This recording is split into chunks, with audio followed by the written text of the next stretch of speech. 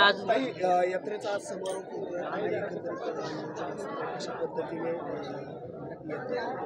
मला असं वाटतं एक 1.5-2 महिन्यापूर्वी जसा कांद्याचा प्रश्न हा अतिशय महत्त्वाचा आहे, पण 1-1.5-2 महिन्यापूर्वी पार्लमेंटला जायच्या आधी मी महाराष्ट्राचे मुख्यमंत्री आणि दोन्ही उपमुख्यमंत्र्यांना एक पत्र लिहिलं होतं की महाराष्ट्राच्या समोरचं सगळ्यात मोठं आव्हान अनेक जिल्ह्यांमध्ये जशी अतिवृष्टी झाली आणि नुकसान झालं तसं अनेक ठिकाणी पाण्याचा अतिशय गंभीर प्रश्न हा येणार आहे.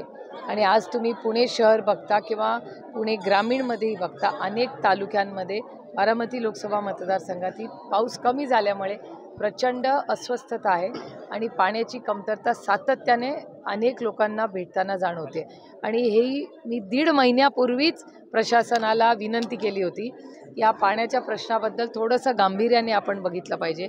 संपूर्ण पुरंदर उपसा योजना असेल किंवा उजनीचं धरण तुम्ही आता पाहिलं असेल किंवा आज पुणे शहरात जे पाणी येतं बोरवेल्ला मुळशीमधल्या सगळ्या धरणातून तिथेही पाणी कमी होतं आहे. त्याच्यामुळे पाण्याची कपात, टँकर किंवा दुष्काळाची परिस्थिती होण्याची खूप दाट शक्यता आहे आणि ते वास्तव होत चाललं आहे. त्यामुळे 1.5 महिन्यापूर्वी लिहिलेले मी पत्र आहे ती सगळी ती आता ते वास्तव झालेलं आपल्याला दिसतं आहे. त्याच्यामुळे माझी प्रशासनाला हात जोडून विनंती आहे की महाराष्ट्राच्या माननीय मुख्यमंत्री आणि उपमुख्यमंत्र्यांनी दोघांनी ज्या ज्या ठिकाणी पाण्याची कमतरता आहे तिथे तातडीने मीटिंग घ्याव्या, राजकारण थोडा वेळ बाजूला ठेवावं आणि ह्याच्यात जातीने लक्ष घालण्याची गरज आहे. मुख्यमंत्र्यांसह आता उपमुख्यमंत्री पुढच्या महिन्यामध्ये दौऱ्याला सुरुवात करणार आहे. पुढच्या महिन्यामध्ये मराठवाड्यापासून सुरुवात करतील. चांगली लोकशाही हो, प्रत्येकाने दौरे करायचा नाही करायचा किंवा करायचा तो त्यांचा वैयक्तिक अधिकार आहे. विशेष यामध्ये जर आपण पाहिलं तर मुख्यमंत्री हे शिरूर लोकसभेपासूनच या दौऱ्याची सुरुवात करणार आहे. तिथेच पहिल्या सभा घेताना पाहायला मिळणार. अतिथी देवो भव. आमच्यावर जे संस्कार झालेले आहेत हे भारतीय आणि मराठी संस्कार आहेत. जे जे पाहुणे येतात त्यांचं स्वागतच केलं पाहिजे हे आम्हाला शिकवलेलं आहे. पंतप्रधान मोदी म्हणतात की भारतामध्ये आता आघाडी सरकारची गरज नाही, भाजप हा पहिल्या पसंतीचा पक्ष आहे आणि त्यामुळं आघाडी सरकारची गरज नाही आता देशात.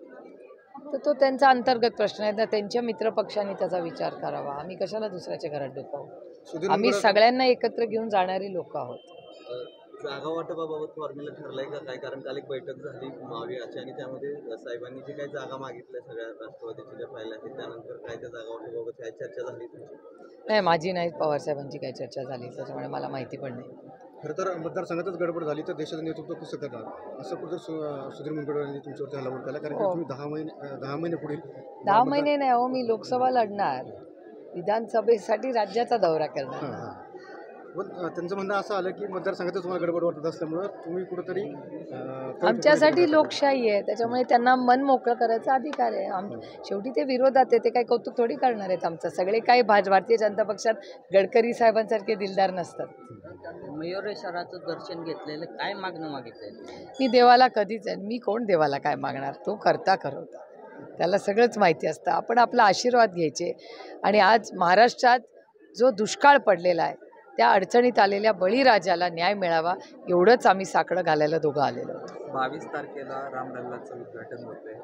राज्य सरकारने असं ठरवलंय की गावातल्या प्रत्येक राज्यातल्या प्रत्येक गावामध्ये ऑनलाईन पद्धतीने याचं दर्शन होईल किंवा त्याची ऑनलाईन पद्धतीने सोय करणार. याच्या पाठीमागे कुठेतरी राजकीय किनार दिसते का? एकंदरीत जे महायुती आहे ती गावागावात या निमित्तानं पोहोचणार आहे. मला असं वाटतं की असं जर असेल तर पांडुरंगाच्या ज्या पूजा असतात वर्षातून 2 वेळा त्याही दाखवाव्या, त्याच्यात गैर काय? एक.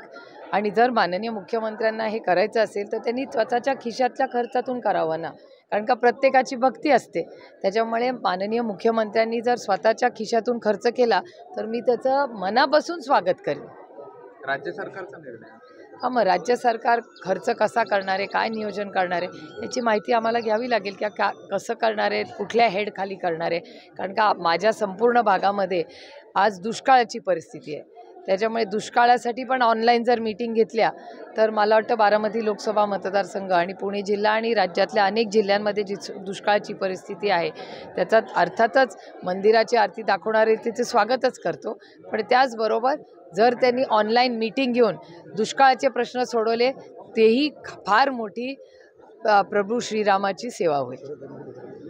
एकंदरीत जर आपण पाहिलं तर काल एक जयंत पाटलांनी गौप्यस्फोट केला आहे की शरद पवारांच्या अध्यक्षतेखाली बैठक बोलवण्यात आली होती आणि अजितदादांना प्रदेशाध्यक्षपद करणार होते, मात्र त्याआधीच अजितदादा गौप्यस्फोट नाही आहे हो.